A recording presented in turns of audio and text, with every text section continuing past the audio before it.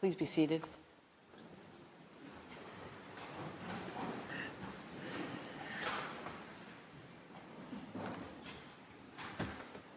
The sitting is open.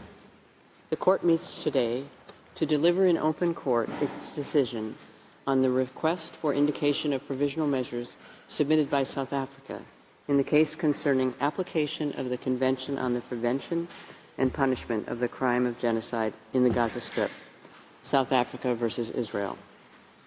Judge Robinson, who duly participated in both the deliberation and the final vote, is, for reasons made known to me, unable to take his seat on the bench today. I would like to welcome the eminent representatives of the Republic of South Africa and the State of Israel who are in the Great Hall of Justice today. In particular, I recognize the presence of Her Excellency, Ms. Naledi Pandor, Minister of International Relations and Cooperation of the Republic of South Africa. I recall that on 29 December 2023, South Africa filed in the Registry of the Court an application instituting proceedings against Israel concerning alleged violations in the Gaza Strip of obligations under the Convention on the Prevention and Punishment of the Crime of Genocide, to which I shall refer as the Genocide Convention or the Convention. The application of South Africa contained a request for the indication of provisional measures submitted with reference to Article 41 of the statute and to Articles 73, 74, and 75 of the Rules of Court. In accordance with the usual practice, I shall not read the introductory paragraphs of the order which set out the procedural history of the case. I shall also omit or summarize some other paragraphs. I shall therefore begin the reading of the order at paragraph 13.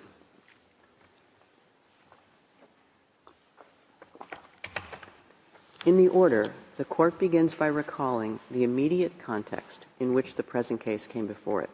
It observes that on 7 October 2023, Hamas and other armed groups present in the Gaza Strip carried out an attack in Israel, killing more than 1,200 persons, injuring thousands, and abducting some 240 people, many of whom continue to be held hostage. Following this attack, Israel launched a large-scale military operation in Gaza by land, air, and sea, which is causing massive civilian casualties, extensive destruction of civilian infrastructure, and the displacement of the overwhelming majority of the population in Gaza. The Court is acutely aware of the extent of the human tragedy that is unfolding in the region and is deeply concerned about the continuing loss of life and human suffering. The ongoing conflict in Gaza has been addressed in the framework of several organs and specialized agencies of the United Nations. In particular, reservations have been adopted by the General Assembly and the Security Council of the United Nations, referring to many aspects of the conflict. The scope of the present case submitted to the Court, however, is limited, as South Africa has instituted these proceedings under the Genocide Convention. The Court then turns to the conditions needed to be fulfilled in order for it to indicate provisional measures. With respect to the question of prima facie jurisdiction, the Court observes that it may indicate provisional measures only if the provisions relied on by the applicant appear prima facie to afford a basis on which its jurisdiction could be founded, but it need not satisfy itself in a definitive manner that it has jurisdiction as regards the merits of the case. In the present case, South Africa seeks to found the jurisdiction of the Court on Article 36, Paragraph 1 of the Statute of the Court and on Article 9 of the Genocide Convention.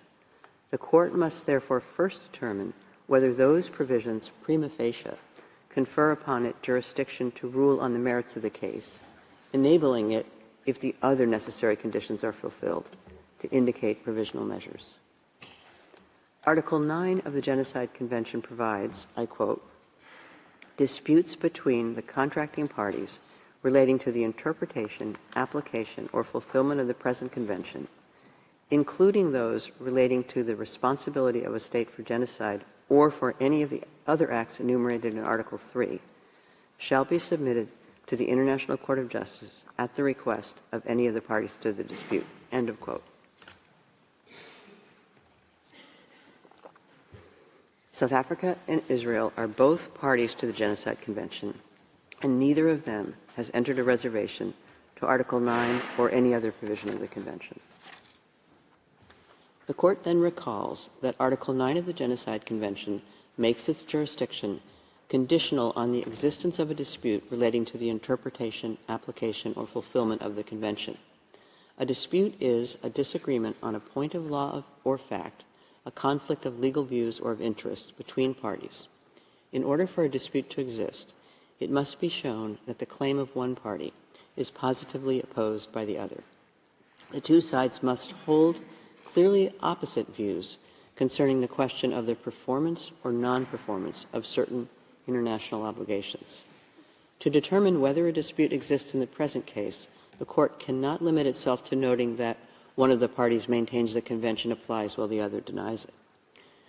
Since South Africa has invoked as a basis for the Court's jurisdiction the compromissory clause of the Genocide Convention, the Court must also ascertain at the present stage of the proceedings whether it appears that the acts and omissions complained of by the applicant are capable of falling within the scope of that convention, ratio materiae. The Court recalls that for purposes of deciding whether a dispute existed between the parties at the time of the filing of the application, it takes into account, in particular, any statements or documents exchanged between the parties, as well as any exchanges made in multilateral settings. In so doing, it pays special attention to the author of the statement or document, its intended or actual addressee, and its content. The existence of a dispute is a matter for objective determination by the Court. It is a matter of substance, not a question of form or procedure. The Court notes that South Africa issued public statements in various multilateral and bilateral settings in which it expressed its view that, in light of the nature, scope, and extent of Israel's military operations in Gaza, Israel's actions amounted to violations of its obligations under the Genocide Convention. For instance, at the resumed 10th Emergency Special Session of the United Nations General Assembly on 12 December 2023, at which Israel was represented, the South African representative to the United Nations stated that, I quote, "The events of the past 6 weeks in Gaza have illustrated that Israel is acting contrary to its obligations in terms of the Genocide Convention." End of quote. South Africa recalled this statement in its note verbal of 21 December 2023 to the Embassy of Israel in Pretoria. The Court notes that Israel dismissed any accusation of genocide in the context of the conflict in Gaza in a document published by the Israeli Ministry of Foreign Affairs on 6 December 2023, which was subsequently updated and reproduced on the website of the Israel Defense Forces on 15 December 2023 under the title, "The War Against Hamas, Answering Your Most Pressing Questions," stating that, I quote, "The accusation of genocide against Israel is not only wholly unfounded as a matter of fact and law, it is morally repugnant." End of quote. In the document, Israel also stated that, I quote, "The accusation of genocide is not just legally and factually incoherent, it is obscene, and that there was no valid basis in fact or law for the outrageous charge of genocide." End of quote.